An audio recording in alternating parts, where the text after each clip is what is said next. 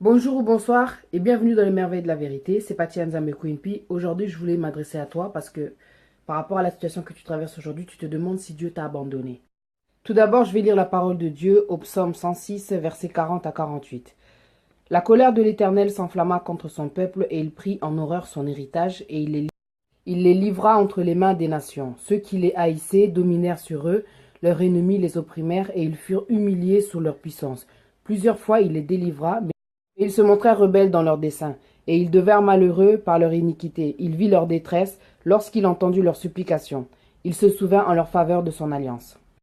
Il eut pitié selon sa grande bonté, et il excita pour eux la compassion de tous ceux qui les retenaient captifs. Sauve-nous, Éternel notre Dieu, et rassemble-nous du milieu des nations, afin que nous célébrions ton saint nom et que nous mettions notre gloire à te louer. Béni soit l'Éternel, le Dieu d'Israël, d'éternité en éternité, et que tout le peuple dise Amen.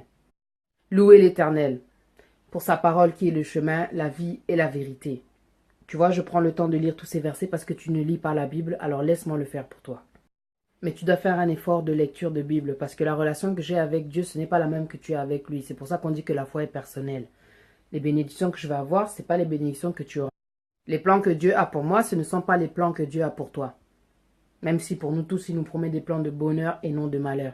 Mais tu dois avoir ta propre relation, fonder ta propre relation, créer ta propre relation avec Dieu, parce que la foi est personnelle et le salut aussi. Ce n'est pas parce qu'un tel ira au paradis que tu iras au paradis. Ce n'est pas parce qu'une personne fait les choses à ta place que ton salut sera assuré. Ce n'est pas parce qu'une personne prie pour toi que tu es sauvé. Cela ne veut rien dire. Ça peut aussi ne pas être exaucé. Par rapport à la parole que je viens de lire, la colère de l'Éternel s'est enflammée sur son peuple. Il a laissé les ennemis dominer sur son peuple parce que plusieurs fois l'Éternel les a délivrés, mais ils ont été rebelles. Plusieurs fois, ils ont été délivrés, mais ils ont été rebelles. Donc l'Éternel a laissé les ennemis dominer sur toi. Parce que tu ne veux pas écouter, parce que tu n'obéis pas. Là, l'Éternel nous montre que malgré l'amour qu'il a pour son peuple Israël, il a laissé les ennemis châtier son peuple.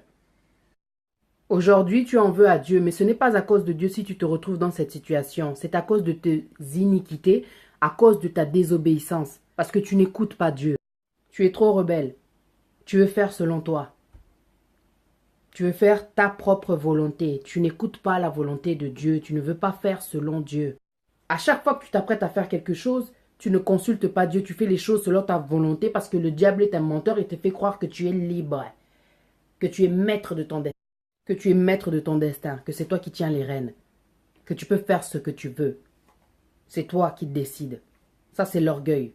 C'est le diable. Il t'induit en erreur. Regarde où tu en es aujourd'hui. Parce que tu as suivi ta propre volonté, les propres penchants de ton cœur. Oh. Yo, Zateti. Dieu n'aime pas les rebelles. Il résiste aussi aux orgueilleux. Sans Dieu, tu ne peux rien. Si tu penses être maître de ton destin, essaye de contrôler le souffle de vie. Décide de mourir aujourd'hui et de revenir après-demain. De revenir de la mort après-demain. On verra si tu vas revenir. Tu peux essayer de te suicider, hein, mais c'est pas sûr que tu seras ressuscité. Parce que ce n'est pas toi qui as le contrôle absolu sur la vie. On est limité en tant qu'être humain. Tu as besoin de Dieu. Tu sais, dans la parole, quand le peuple Israël a été dominé par les ennemis, l'Éternel s'est souvenu de l'alliance qu'il avait formée avec son peuple. Il a entendu la détresse de son peuple, les supplications de son peuple, et de sa grande bonté, il a agi. Il a fait... En fait, ce qu'il a fait, c'est qu'il excita pour eux la compassion de tous ceux qui les retenaient captifs. Je ne sais pas si tu as conscience de la bonté de Dieu. Dieu est un Dieu qui n'oublie pas ses enfants. Quand il dit ne touchez pas à mes oins, ce n'est pas une blague. Dieu peut te châtier, mais il sera le seul à te délivrer de cette situation. Parce qu'il est celui qui a permis que cela arrive aussi. Pour que dans la détresse, tu invoques son nom. Le peuple a invoqué, Dieu a eu pitié. Il eut pitié selon sa grande bonté. Il est le Dieu Tout-Puissant. Il a fait tomber la compassion sur le camp de l'ennemi pour qu'il délivre son peuple. Et son peuple a été délivré. Dieu ne t'a pas oublié. Dieu te connaît parce qu'il a formé une alliance avec toi. Il va te délivrer parce qu'il ne t'a pas abandonné. De là-haut, il voit tout, il ne dort pas. Il sait quand tu vas tomber et il sait quand est-ce qu'il doit te relever. Parce qu'il fut un temps où tu faisais les choses bien pour lui. Tu écoutais, tu prenais le temps de lire sa parole. Tu étais un disciple. Mais en tant qu'être humain, ça arrive d'être distrait. Tu es rentré dans la distraction, tu t'es perdu. Aujourd'hui, tu te retrouves dans cette situation.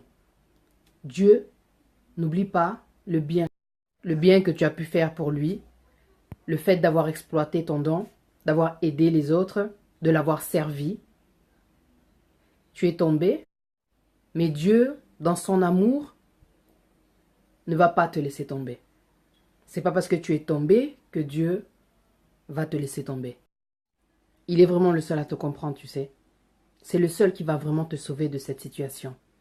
Et qui va faire que tu vas revenir à lui, rester concentré et ne plus te disperser. Il a délivré son peuple. Et à la fin, le peuple a dit, béni soit l'Éternel, le Dieu d'Israël, d'éternité en éternité, et que tout le peuple dise Amen. C'est le dernier mot. Qu'il en soit ainsi.